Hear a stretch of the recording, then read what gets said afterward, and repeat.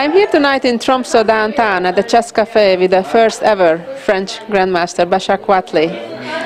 Since those days, the French chess has grown tremendously, and today there are 3 French Grandmasters, Etienne Bacrot, Laurent Fressinet, and of course Maxime Vachier-Lagrave, over 2700. And Maxime right now is in the semi-finals. How do you feel the French chess growing so much over the years since your time?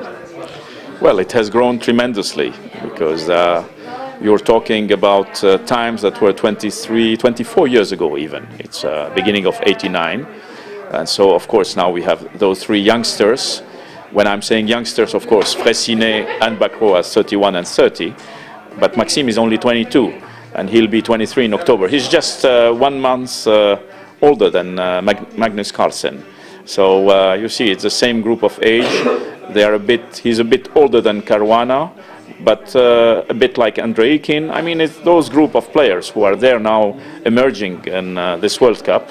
They will be probably the future of chess. But what do you think has changed since the days when there were no grandmasters in France, and then you broke that tradition, and now that not only they are grandmasters, but they are elite grandmasters in the world, what do you think is the reason or the secret? Several reasons. First reason, when I became a grandmaster, we were still under the domination of the Soviet era. So the Soviets were the best. There was maybe too much respect for the Soviet players. Also, we owe them respect because they were really strong, but there was too much respect and they could not probably, the French players emerge.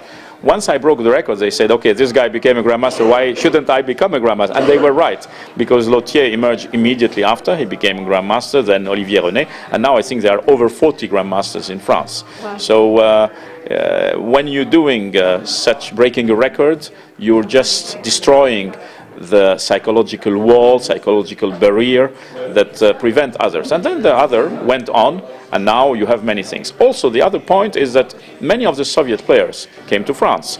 Now in France you have Dorfman, Weiser, Sokolov, they're living there, they are even French now nationals, and I think this helped also a lot French chess. The third point, which is of course common to everybody, is that the youngsters today have access to information, while in our time, I would say my time because you're very young, but in my time we had no access to that. I remember going to India to Kolhapur with 40 kilo of books and 3 kilo of... I remember those days myself. Yes, yeah. So this is an old time, so chess has changed tremendously. It's not the same kind of chess that is played today.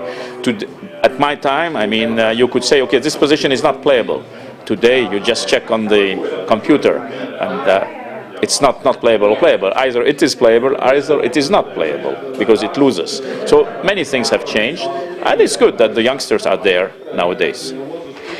In the semi-finals, we have 2 Parisians playing against each other. Who do you think will play the final?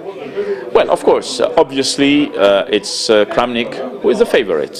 He has such an experience, he's such a strong player, he's among the 3 best for so many years. You are not there by luck. The guy is really an incredible strong player, and he's the only one who defeated Kasparov in a match. Also, that has to be said. Now, once you have said that, you can see that, okay, Kramnik is doing extremely good results, but at the same time, he doesn't have the domination that had Kasparov or Karpov at their time, or the domination that you're trying to see emerging from Magnus Carlsen. So he's an incredibly strong player, incredibly strong champion who can beat anybody, and he's still the favorite here. But Maxime is, I think, playing without too many complexes, and he has shown so far an incredible strength. He was in danger really in one game with Ortiz, the Cuban. It was, I think, the first or second round, and then after that he was quite comfortable in all the games, and I must say yesterday he won quite easily. If you look at the shape of the games against Caruana. So today he drew maybe too quickly with Kramnik, but okay, he had a long fight, and this is his decision.